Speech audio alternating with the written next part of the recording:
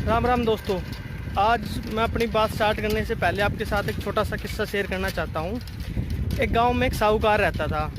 सभी गांव वाले उसकी बहुत इज्जत करते थे क्योंकि वो साहूकार गांव वालों की सहायता करता रहता था। पर एक आदमी को शहर से सामान लेके आने के लिए गधे की ज़रूरत थी, तो वो साहूकार के पास जाता है और साहूकार को जाके कहता है कि साहूकार जी भाई, मुझे आपका गधा उधार चाहिए, मेरे को बाज़ार से सामान लेके आना है। लेकिन जो साहूकार होता है उसका मन नहीं होता उस आदमी को वो गधा देने का, तो वो झूठ ही उस आदमी को बोल देता है कि भाई मेरा गधा तो कोई और लेके गया हुआ है, तो मैं आपको अपना गधा कैसे दे सकता हूँ। तो साहूकार की बात अभी तक पूरी नहीं होती है कि तभी अंदर से गधे के ढैंचू ढैंचू करने की आवाज़ आ जाती है। तो आदमी कहता है कि अरे साहूकार जी, गधा तो अंदर से ढैंचू ढैंचू कर रहा है। तो दोस्तों, अब साहूकार फंस जाता है। लेकिन साहूकार बहुत चालाक आदमी था।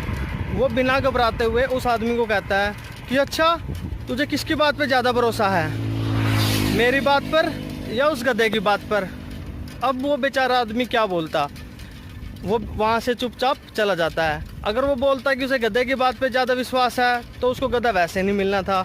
अगर वो ये बोलता है कि भाई उसे उस आदमी की बात पे विश्वास है तो गधा वहाँ है ही नहीं, तो दोनों हाथों में उसे कुछ नहीं मिलना था। इसलिए तो वो आदमी वहाँ से चुपचाप बेचारा वापस चला आता है। तो जो साहूकार है वो आज की पॉलिटिकल पार्टीज़ हैं, जो आदमी है वो आज की आम जनता है। दोस्तों, अब बात करते हैं आज की सिचुएशन की। दोपहर के बज चुके हैं 1:45 और मैं अपने शहर नरवाना जाके अभी वापस आ रहा हूँ। आज मैं अपने शहर साइकिल पे गया था, ये देखने के लिए कि 10 किलोमीटर जाने और 10 किलोमीटर वापस साइकिल पे आने पे कितना जोर पड़ता है। बजाय गाड़ियों में बैठ के, बाइक पे बैठ के आने जाने में, इसी के अंदर बैठ के दूसरों की प्रॉब्लम बहुत आसान लगती है। लेकिन जब आप उसको एक्चुअल में फेस करते हैं तब आपको असली में पता चलता है कि एक्चुअल में कितनी तकलीफ़ होती है, कितनी प्रॉब्लम होती है। अभी मैं अपने गांव में पहुंचा नहीं हूं, लेकिन आते टाइम हर 2 किलोमीटर रोड है ना सूख चुके हैं। पानी की बहुत प्यास लग रही है, ऐसा मन कर रहा है कि बस पानी मिल जाए और बैठ जाए।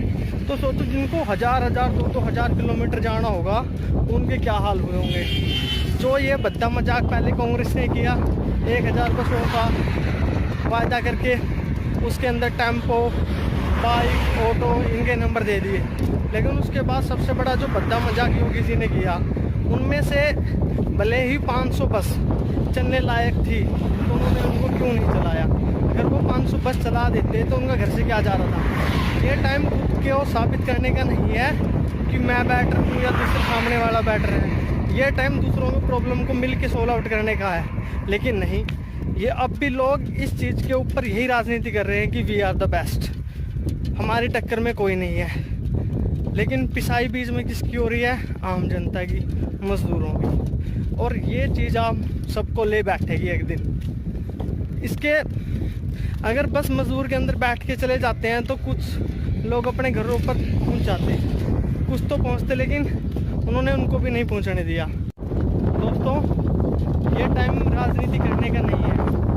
अगर कोई कांग्रेस वाला या फिर कोई बीजेपी वाला अगर ये ठहरा रहे हैं कि जो प्रियंका गांधी ने किया उसके अपोजिट में जो योगी आदित्यनाथ ने किया, वो दोनों सही है अपनी जगह।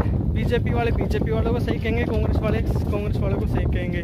तो मैं ऐसे लोगों से सिर्फ एक बात ही कहने चाहूँगा कि आप अपने घर से निकलिए, पैदल निकलिए या साइकिल पे निकलिए, 10 किलोमीटर जाइए और 10 किलोमीटर वापस आइए। आपकी हालत कैसी होती है आपको खुद को खुद पता चल जाएगा कि दोनों ने जो किया वो सही था या गलत था। वोट ऐसे सूख जाते हैं, पपड़ी जम जाती है ऑटो के ऊपर। बिना पानी आदमी गर्मी में चल ही नहीं सकता, लेकिन फिर भी लोग 1000 2-2000 किलोमीटर वापस अपने घर जा रहे हैं। तो आप समझ सकते हैं कि उनके साथ क्या बीत रही होगी। दोस्तों, इस टाइम के अंदर अगर हम किसी का कुछ अच्छा कर सकते हैं तो बहुत ही अच्छी बात है। लेकिन अगर हम किसी का अच्छा नहीं कर सकते तो कम से कम किसी का बुरा भी मत करिए, किसी के रास्ते की अड़चन में मत बनिए, किसी के रास्तों में कांटे भी मत बिछाइए। ये भी आज के टाइम की एक देश सेवा ही है। धन्यवाद। जय हिंद, जय हरियाणा।